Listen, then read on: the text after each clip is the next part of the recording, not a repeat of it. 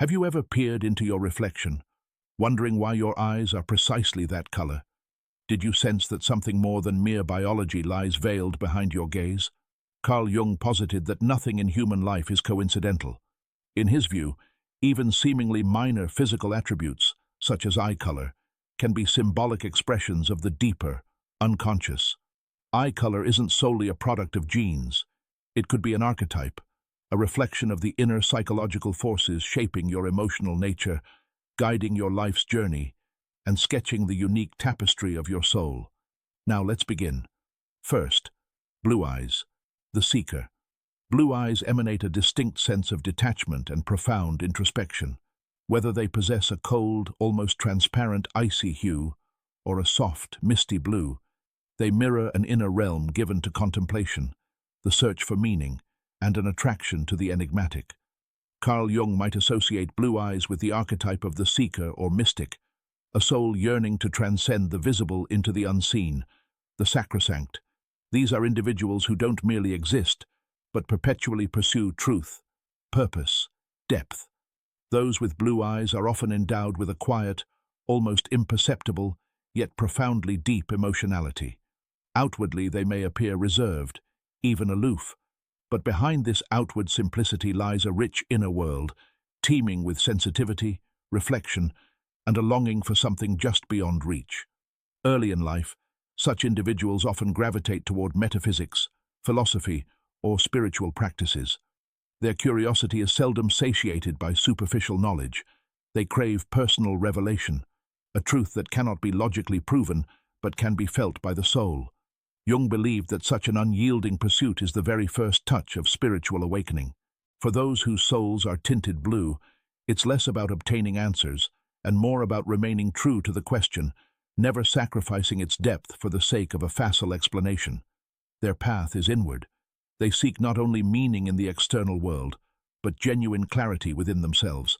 And within this quest, in this fidelity to their own calling, their true strength is born.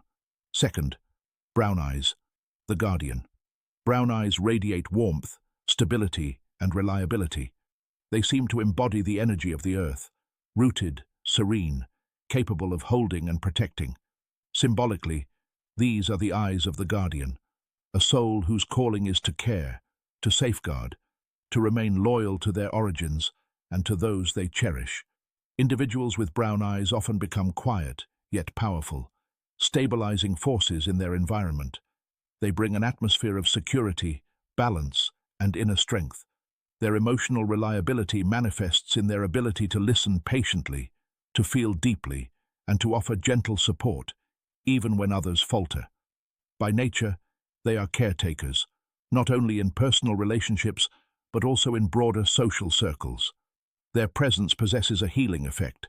Alongside them, breathing becomes easier, being oneself is simpler, vulnerability is safe. Yet this gift comes with inner vulnerabilities, a proclivity to take on too much, to give beyond one's boundaries. They often live in a mode of quiet service, silently burning beneath the weight of others' expectations and their own sense of responsibility. Carl Jung emphasized that true strength is impossible without self-awareness, without inner equilibrium. Even the most benevolent devotion can lead to self-exhaustion. Therefore, souls who are guardians must remember that being dependable does not mean neglecting oneself. Genuine devotion begins with inner honesty and a careful tending to one's own limits. Only in this way can their strength remain healing both for others and for themselves. Third, green eyes, the alchemist. Green-eyed individuals are rare and vibrant souls, living on the boundary between elements, water and fire. They possess both the tenderness of feeling and the power of an inner flame capable of transforming reality. Their emotional landscape is volatile yet rich. It seems composed of cycles of destruction and rebirth, pain and epiphany. These souls embody the archetype of the alchemist, one who transmutes inner wounds into strength, suffering into understanding, chaos into order. It is this capacity for transformation that makes them alluring, profound, and creatively gifted. Their presence is often felt as energetic. They literally emanate a tension of change. Green-eyed people, as a rule, do not shy away from crises. Rather, they enter them as spiritual initiations. The lives of such individuals are often punctuated by sharp turns, shifts in values, lifestyle, and calling. They intuitively sense that to build something genuine, the old must be burned to the ground. Jung would undoubtedly see in them those who walk the path of individuation, the profound union of the conscious and the unconscious. For such souls, suffering is not the enemy but fuel for growth. It is not something to flee from, but something through which transformation occurs. Yet even the alchemical soul requires rest. Their inclination toward inner processes, toward constant transformations, can be draining. When every stage of life is a psychological rebirth, it's easy to lose footing in the present, and thus their highest wisdom is to learn not only to transform, but also to cherish themselves. For even the flame that purifies the soul needs protection from the wind. Fourth, hazel eyes, the shapeshifter. Hazel, brown-green eyes are mutable. In different lights, they may appear green, amber, or nearly golden. Like their possessors, they live in a flow of transformation. These individuals embody the archetype of the shapeshifter, a flexible, multifaceted soul capable of adapting, reconciling opposites, and remaining true to themselves even in changing circumstances. Such personalities are distinguished by a subtle emotional discernment. They sense nuances, notice the unobvious in others, possess a gift for empathy, and an ability to be a mirror for others' feelings. Their empathy is not superficial. It is deep, almost intuitive. Their inner gift lies in the ability to unite opposites, strength and tenderness, reason and intuition, chaos and structure. They readily excel in roles that demand emotional intelligence, diplomacy, and delicate balance, be it in personal relationships, creative endeavors, or work. However, it is precisely within this mutability that their main challenge lies. Where is their true self? Being keenly sensitive to the expectations and needs of others, they can lose touch with their own desires and inner compass. Carl Jung spoke of the necessity of integrating the persona, the social mask, the shadow, the repressed and unconscious aspects of the personality. Only by embracing their contradictions can a person become whole and truly themselves. Such is the path of the hazel-eyed soul, a journey to inner grounding through the acceptance of their mutability. When they find this grounding, they become not just adaptable, but conduits between worlds, bridges between chaos and order, the external and the internal, the visible and the invisible. But with this gift comes vulnerability, the risk of dissolving into others' expectations, losing connection with one's own center. And so, their true mastery lies in the ability to change without betraying themselves. Fifth, gray eyes, the observer. Gray-eyed individuals often give the impression of detachment, but this is not coldness. It's a particular way of perceiving the world. The color gray itself is symbolic. It unites light and darkness without choosing sides. It is the color of paradox, contemplation, and profound inner stillness.